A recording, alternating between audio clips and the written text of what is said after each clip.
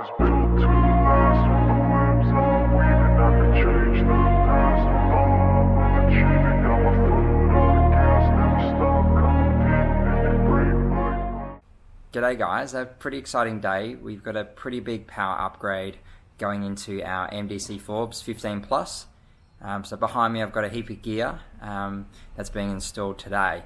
So we've got an ITECHWORLD 3000 watt inverter, which will replace the projector 1000 watt inverter that's in there at the moment.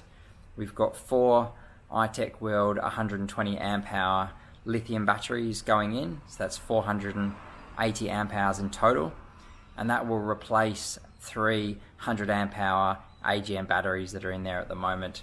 So that's a huge 320 increase in power. We've also got a VICTRON battery monitor with a 500 amp hour shunt going in, and a REDARC DC, which will replace the current projector, DC charger and solar charger. So all of this is being done to allow us to be off grid a bit more comfortably, and also run the air conditioning unit as well on hot days for a period of time. So yeah, it's going to be great, and I'll let you guys know also the weights as well. So here we have the existing batteries. There's 3 of those, and there's a bit of extra space, so we can squeeze in one of our extra lithium batteries. The lithiums are actually the same size as the AGMs as well. So one of these AGM batteries is 29 kilos. So starting with the batteries, we've got about 9.5 kilos on the ITECHWORLD 120 amp hours.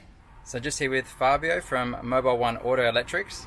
Is this quite a big job, Fabio? Yes, it is. It's quite a big job. What, a couple of days? Involved, yep. Especially for what you want, off grid and whatnot. Lots of batteries, as you can see. Just have to wire in the BC-DC inverters and cabling to suit, and then it'll be fully sufficient off grid. As you can see, I'm not tackling any of this myself. I'll leave it to the experts. Alright, so just here with Fabio. He's been working his socks off the last couple of days on all the electrics, and he's going to give us a quick overview of all the work he's done. G'day. So what we've done, we've fitted a wireless camera system, which is actually surprisingly quite clear. Very good. Coming through here, we fitted a plug-in point for your solar connection, which goes to your BC-DC. Yep, so that's just an Anderson. Yep. Come through here, 3000 watt ITECH inverter, which we wired in, as well as the 40 amp BC-DC supplied by REDARC, trusty old REDARC, and we entwined the whole system in to work off grid.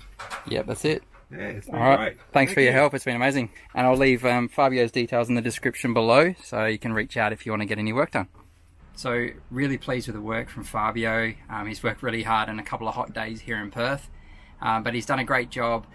Personally, this is not something I would tackle myself. I don't quite have the expertise in this area, but you know, spending all this money on a brand new van, definitely wanted it done properly. I guess a few of you might be asking, you know, whether there's any sponsorships with any of the items we've used. No, we've paid for everything out of our own money, the same process that you guys would be doing. Anything we review is honest, and it's from our own experience. So as you can see, we've got a bit of a mix of different products that we've used as well.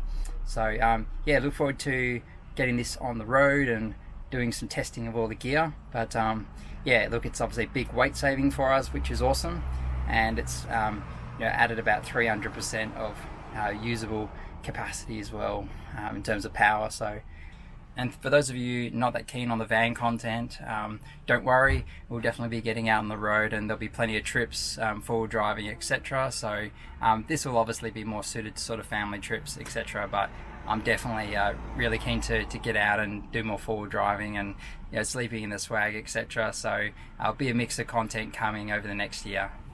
Hey guys, we're just coming to you from Willowbrook Farm in Gin. So just a short stay this weekend, and we're doing a bit more of a run through of the van for you. So a few things that we perhaps missed on last week's video with our handover. So we'll yeah, show you the outside of the van and sort of inside as well, and a few of the bits and pieces. So yeah, here we go.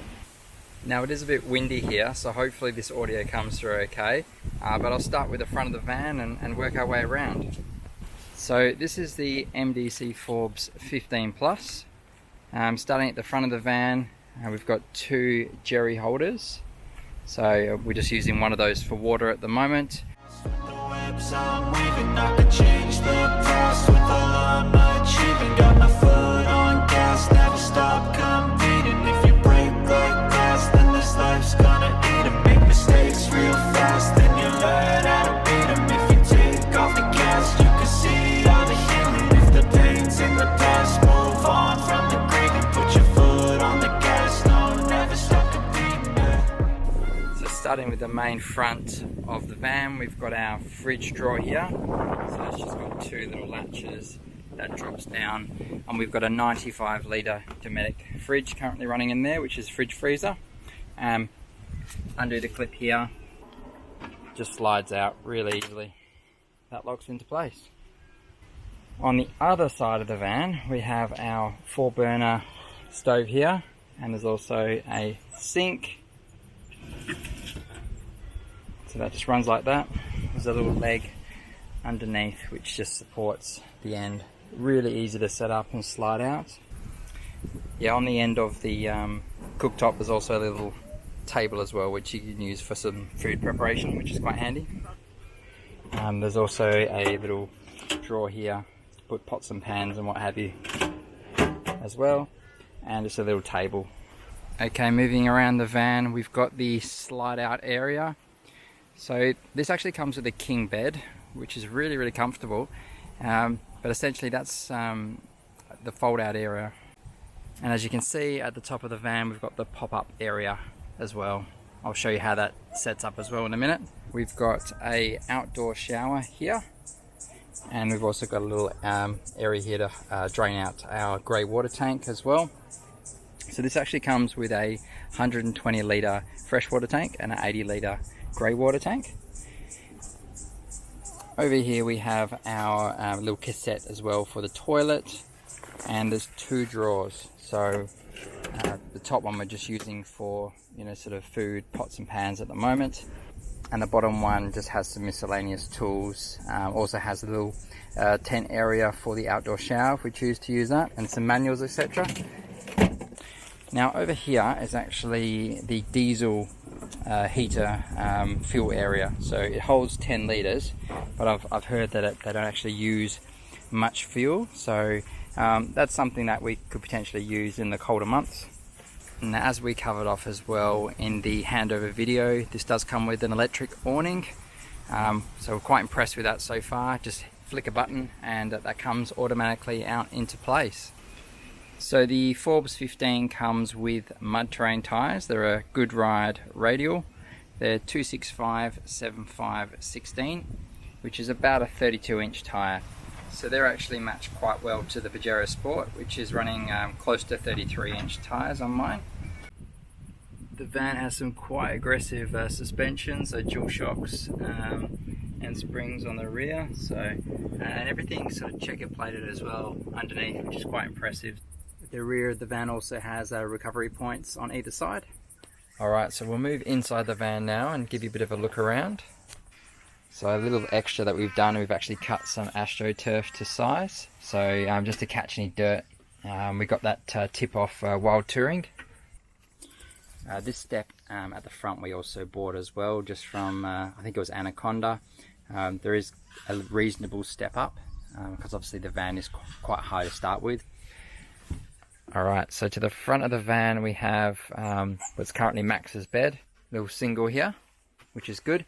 He's got windows on either side, which you can open up to let some airflow in. You then pretty much come straight into the ensuite here, and we have a toilet, and we have a shower. There's also a hook up the top here as well. Roof vent which opens up with a fan, and we've just got a little wooden board there on the floor to make it not as slippery. Over to the right here we have a little dining area. Now this does actually convert to another bed as well, which is really handy, and then above that is currently Izzy's bed, which is a bunk. Now when this is not in use, you can actually have it slightly on an angle as well, just to not take up as much room. Okay, moving to our side of the van, we have the king bed here.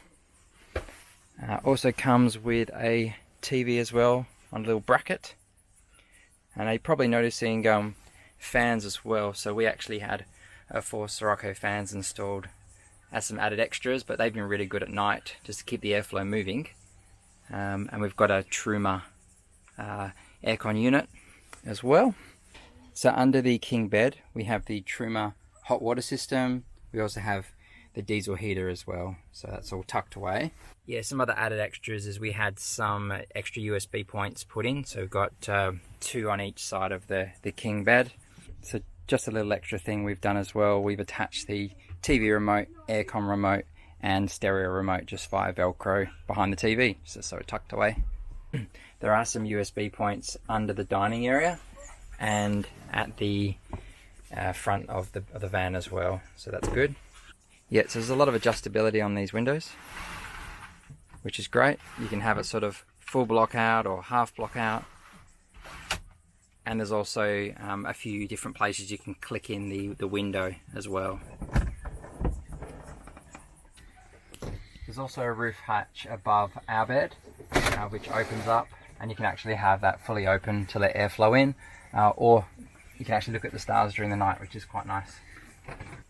Yeah, so one thing we've been really impressed about with the Forbes 15 Plus has been the airflow. So yesterday, for example, was actually 43 degrees. We're having the aircon running during the day, but from about 5 PM we opened up all the windows and the top section of the van, and we had amazing airflow running through. So we're finding that I guess that's a bit of a pro for having the hybrid Caravan, as you do have a lot more ventilation compared to your traditional Caravans. So quite a bit of lighting in the van, which is great. So the strip lights on either end of the van, so the single and the king. There's lighting in the ensuite, and also a nice big lighting panel above the king bed. So you're probably wondering about external lights as well. So probably not the best time to show you them during the day, but there's 2 large LED lights outside the van. You've also got a step light here, and then there's a handle light as well, which is a nice little feature which illuminates purple.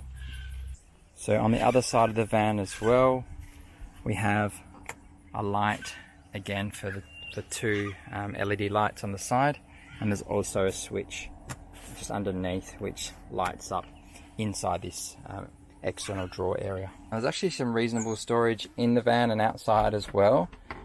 So in this area you've obviously got your monitoring unit, shows the water and grey water tanks, voltage, all the switches to run to the DC water pump, hot water, diesel heater, toilet, fridge, etc., and the fuses.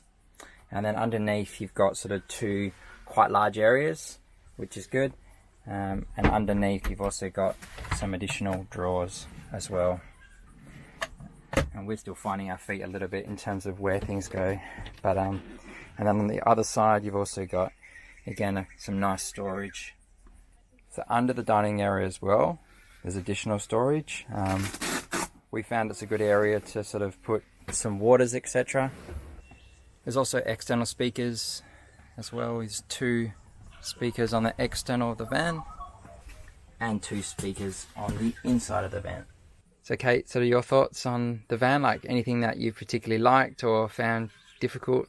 I mean, we've only been on 2 trips, but... Yeah, no, it's really easy to set up, isn't it? So it only takes a few minutes compared to what we had before. So yeah, and I like that, you can put stuff away. The storage as well is really good. Obviously we're still finding where things go, and obviously as we do more trips we'll work on that. But no, it's really, really good. Yeah, and Kate just touched on like the ease of setting it up. So essentially you'll see there's a bar here. The process to put it up involves sort of pushing it up to lift the roof and pushing it down to collapse the roof. So a few of you might be wondering how the Pajero Sport tows the Forbes 15 Plus. So far so good. I mean, we haven't done a lot of driving to this point. I mean, we stayed in Yanchep last weekend, which is only about 17 k's from where we live, and today up in Gingin is also about a 40-minute drive. So not a huge amount, but enough to give me a sense of how the vehicle will perform. And look, so far so good. I've generally been driving the vehicle manually just to monitor the engine temps, and it is an 8-speed transmission as well. So, you know, those sort of higher gears are really overdrive gears. So I've generally been using up to sort of 6th gear and 5th as well. So 5th and 6th seem to be the 2 gears that keep kind of everything, all the temperatures under control. But look, it tows fine. This vehicle is rated for 3.1 ton towing capacity, so it's definitely capable. But something I've certainly been aware of is the extra weight that I've added to the vehicle. So it's running bull bar, winch, bigger tyres, rear drawer, etc. So I've covered that off in a previous video, which you can see around the GVM upgrade process that I did on the vehicle. But look, so far so good, and but we'll continue to monitor it and let you know as we go on our travels. The webs I'm